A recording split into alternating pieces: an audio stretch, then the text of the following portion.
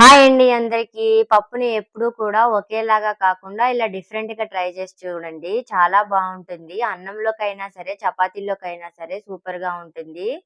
దానికోసం ముందుగా స్టవ్ వెలిగించుకొని దానిపైన గిన్నెను ఉంచి దానిలో ఆయిల్ పోసి, ఆయిల్ హీట్ అయిన తర్వాత దానిలోకి పోపు వేసుకోవాలండి. పోపు కూడా ఫ్రై అయిన తర్వాత దానిలోకి మనం ముందుగానే కట్ చేసి పెట్టుకున్న ఆనియను, మిర్చి, కొద్దిగా కొత్తిమీర వేసుకోవాలండి. అయి కొద్దిగా ఫ్రై అయిన తర్వాత దానిలో కొద్దిగా అల్లం వెల్లుల్లి పేస్ట్ వేసుకొని పచ్చివాసన పోయేదాకా ఫ్రై చేసుకోవాలండి. తర్వాత మనం కందిపప్పుని శుభ్రంగా కడిగి 2 గంటల సేపు నానబెట్టుకోవాలండి. 2 గంటల తర్వాత అందులో ఉన్న వాటర్‌ని స్ట్రెయిన్ చేసుకొని ఇప్పుడు ఫ్రై అయిన ఆనియన్స్‌లోకి కందిపప్పుని వేసుకోవాలండి. ఇదంతా కూడా మీడియం ఫ్లేమ్‌లోనే చేయాలండి. హై ఫ్లేమ్‌లో పెట్టుకుంటే కందిపప్పు మాడిపోతుంది.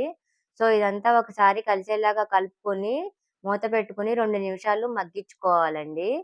తర్వాత మూత తీసి దానిలో కొద్దిగా పసుపుని యాడ్ చేసుకోవాలండి. పసుపుని యాడ్ చేసి ఒకసారి అంతా కలిపేసి మూత పెట్టి మీడియం ఫ్లేమ్‌లో కుక్ చేసుకోవాలండి. ఇప్పుడు మూత ఓపెన్ చేసి ఒకసారి కలుపుకొని మొత్తం దానిలోకి ఒక గ్లాసు వాటర్ యాడ్ చేసుకొని ఒకసారి కలిపి మూత పెట్టి మీడియం ఫ్లేమ్‌లో ఒక 10 నిమిషాలు కుక్ చేసుకోవాలండి.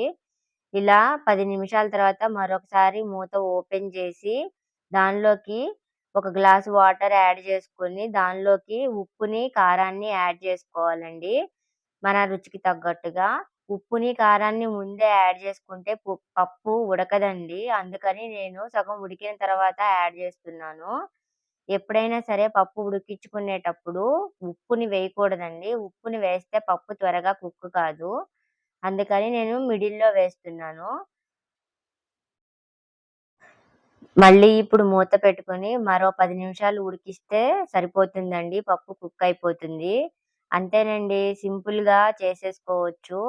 పప్పుని ఎప్పుడు ఒకేలా కాకుండా ఇలా డిఫరెంట్‌గా ట్రై చేయండి. ఇది చపాతీలోకైనా, రైస్‌లోకైనా చాలా టేస్టీగా ఉంటుందండి. ఒకసారి మీరు కూడా ట్రై చేసి కామెంట్ చేయండి. అంతేనండి. Thank you. నా వీడియో గనక మీకు నచ్చినట్లయితే ప్లీజ్ లైక్ చేయండి, షేర్ చేయండి, కామెంట్ చేయండి. అలాగే సబ్స్క్రైబ్ చేయడం మాత్రం మర్చిపోకండే. ప్లీజ్ సబ్స్క్రైబ్ చేయండి. అంతేనండి. ఈ కర్రీని వేడి వేడి అన్నంలోకి నెయ్యి వేసుకొని ఏదైనా చట్నీ కాంబినేషన్‌తో తింటే సూపర్ ఉంటుందండి.